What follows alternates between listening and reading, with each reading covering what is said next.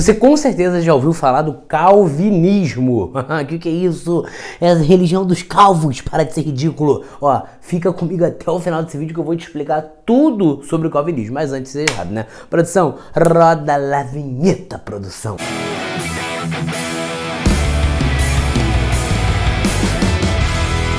Fala minha galera, SOS História, Professor Pedro Rissopo com mais um videozinho aqui no canal do YouTube pra vocês. E hoje falando sobre The Calvin Religion, a religião dos calvos. Brincadeira! Ó, antes de mais nada eu peço que você se inscreva aqui no canal pra você ajudar a gente a crescer cada vez mais. A SOS História está bombando, está voando, está decolando. I believe I can fly.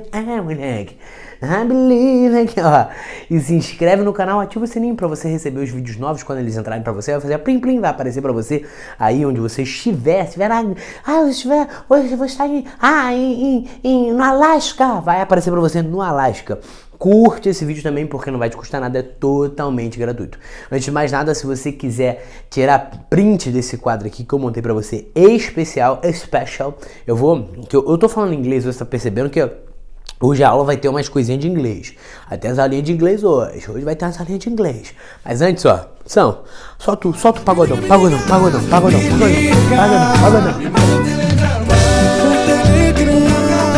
De amor.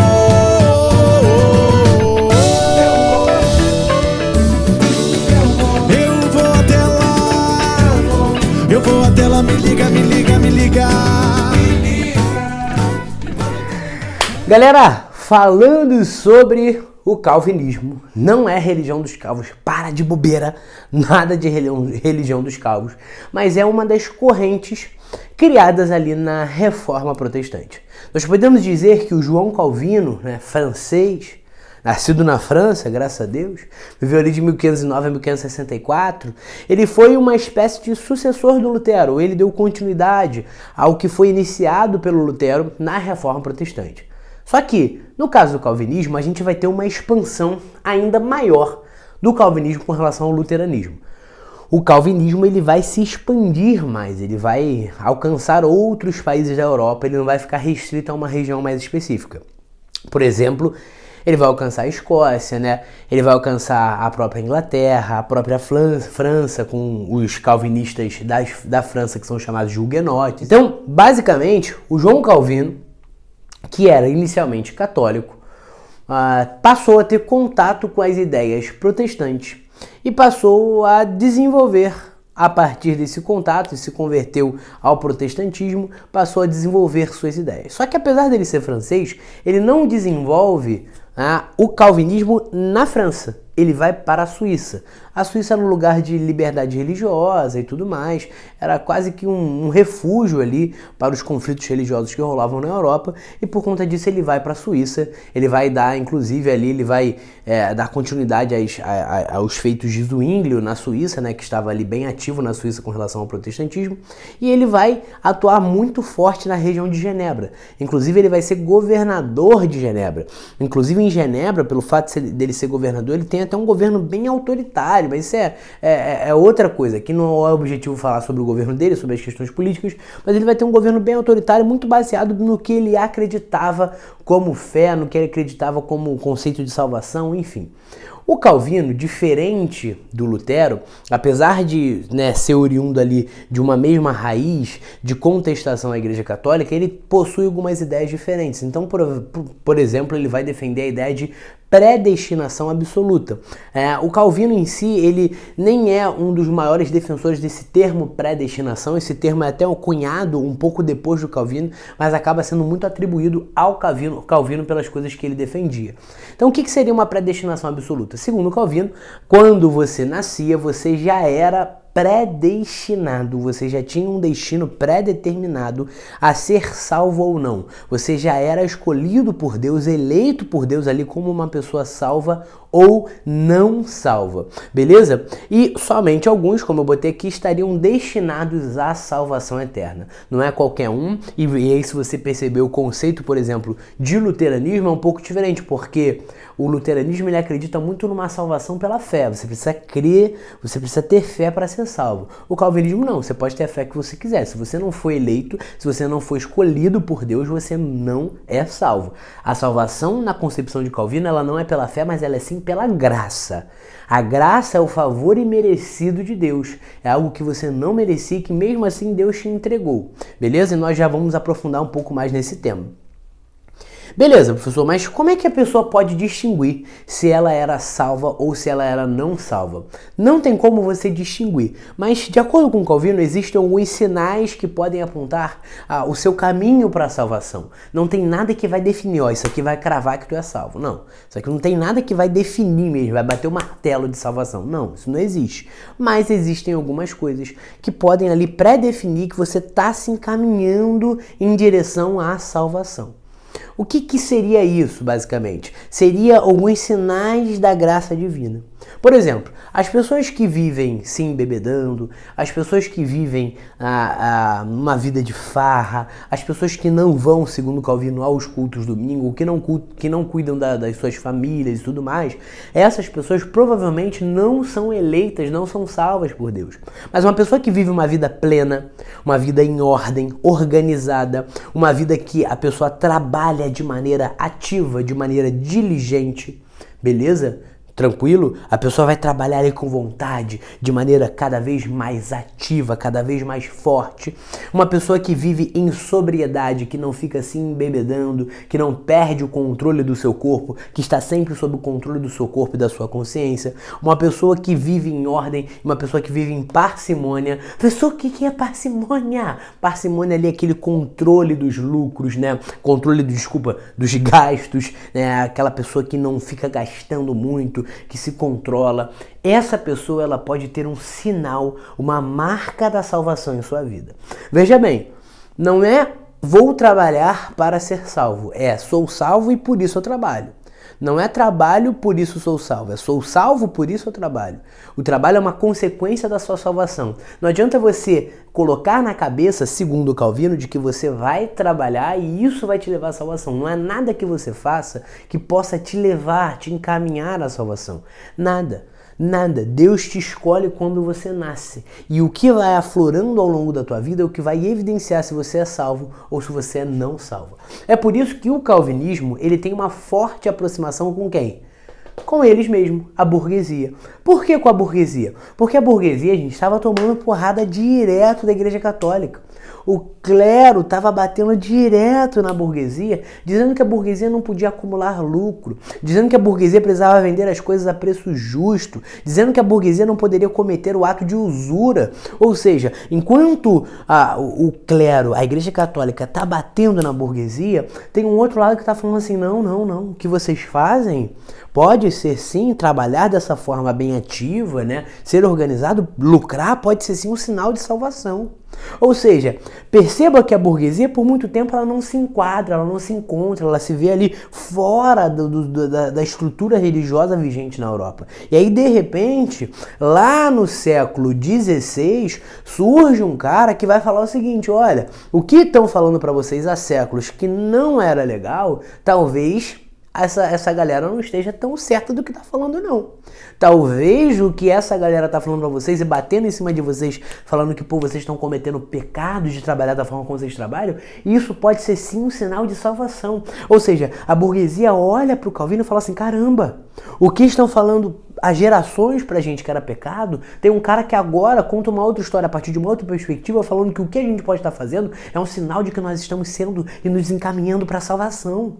Gente, olha que loucura.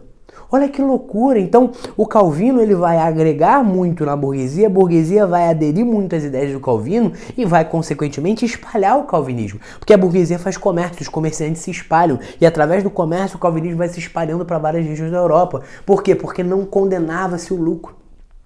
Não condenava-se o lucro e outra, o Calvino, por conta dessa concepção de predestinação absoluta, por conta dessa ideia de vida plena, de ordem, de organização, é por isso que ele tem um governo em Genebra autoritário.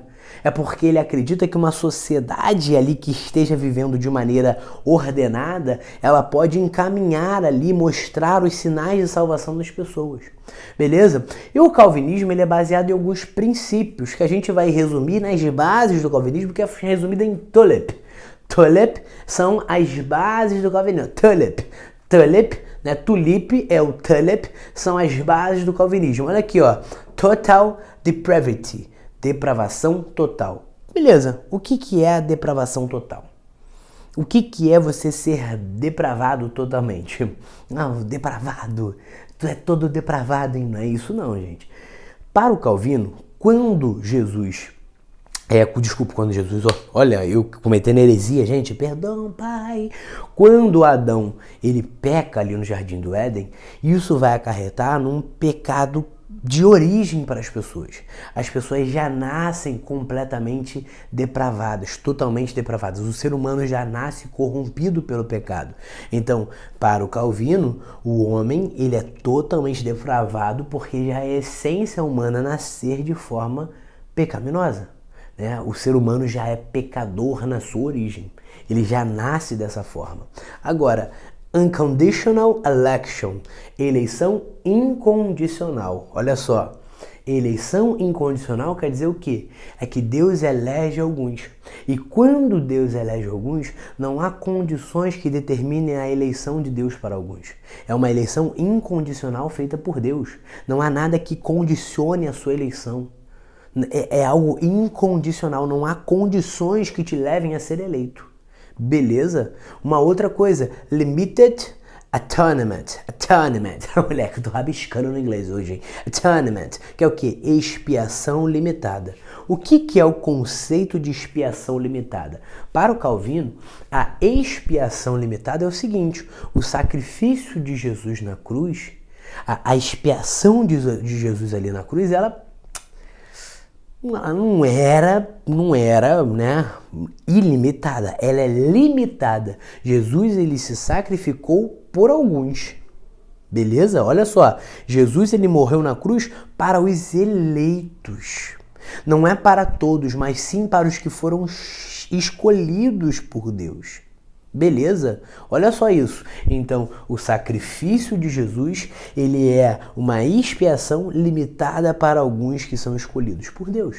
Outra coisa, irresistible.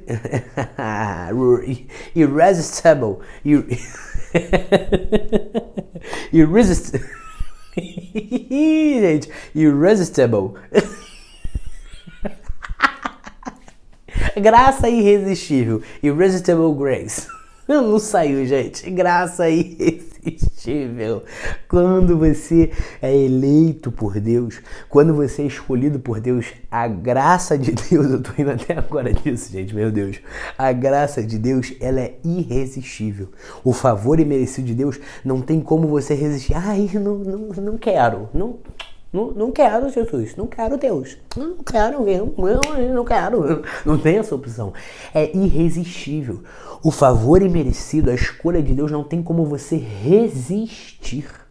Olha só, perseverance of the saints, ou a perseverança dos santos. Gente, o que é a perseverança dos santos?